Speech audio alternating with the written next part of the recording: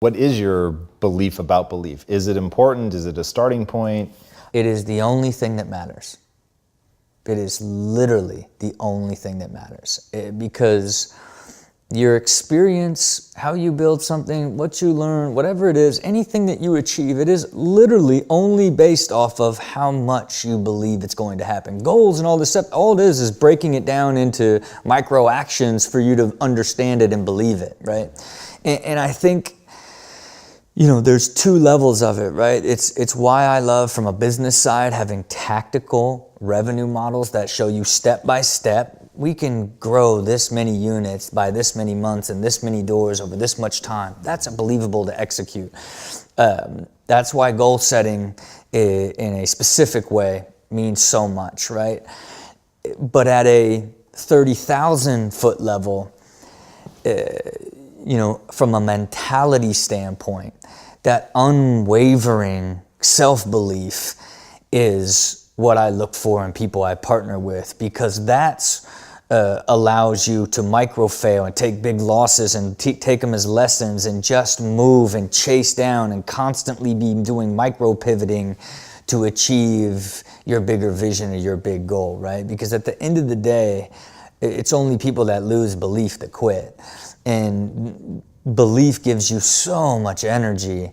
And again, why when you begin to tie all these things together, especially from goals and planning aspect, it's easy to weather storms when you understand, okay, I've got to move around to get to the next pillar of this goal, rather than thinking like, none of this is going to work type of mentality, But it is the hardest thing to teach, right? I think it only comes with, I had so much success so early on, and all of my big risks that when they didn't work out, other big risks worked out behind it. There was this layering behind it that created such a deep self-belief that you have incredible patience, right? You have a deep understanding of who you are personally and what your bigger goal is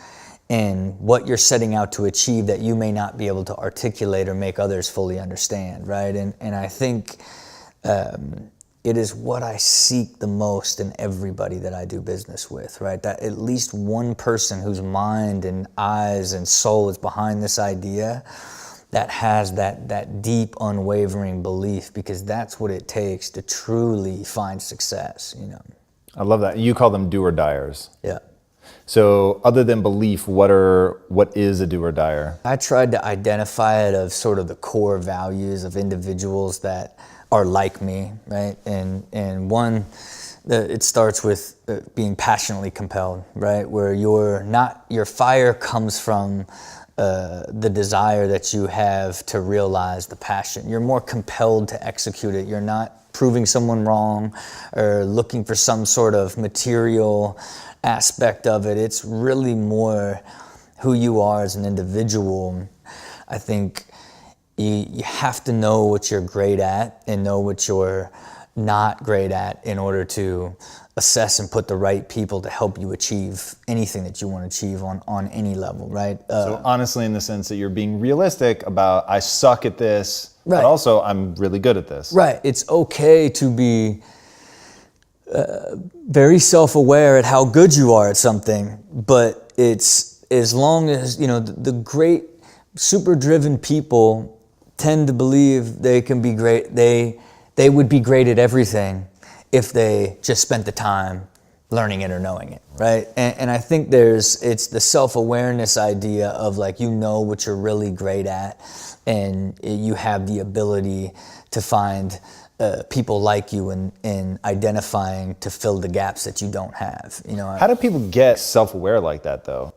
I think it's a certain type of person that can even get there, right? Like if you're not someone that's trying to evolve and grow and have sort of that idea of wanting to progress and become a better version of yourself and beginning to like self-analyze in a positive way, I don't know if you can. I think if you're profoundly grounded, you don't like float away with the highs and you don't get broken by the lows, you know, and I think you understand that it's all part of the process, and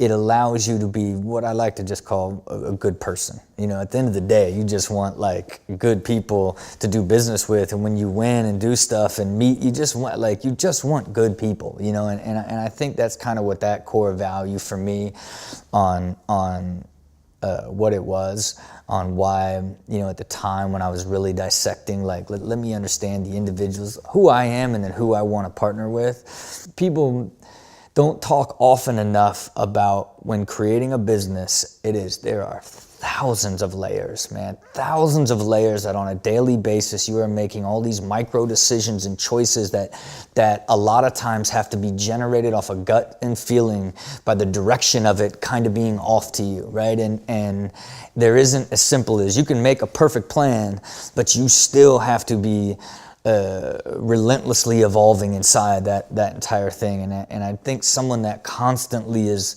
looking at how to optimize stuff has that sort of mentality. And the final one to me is like relentlessly consistent, right? It is like this is who you are and how you are.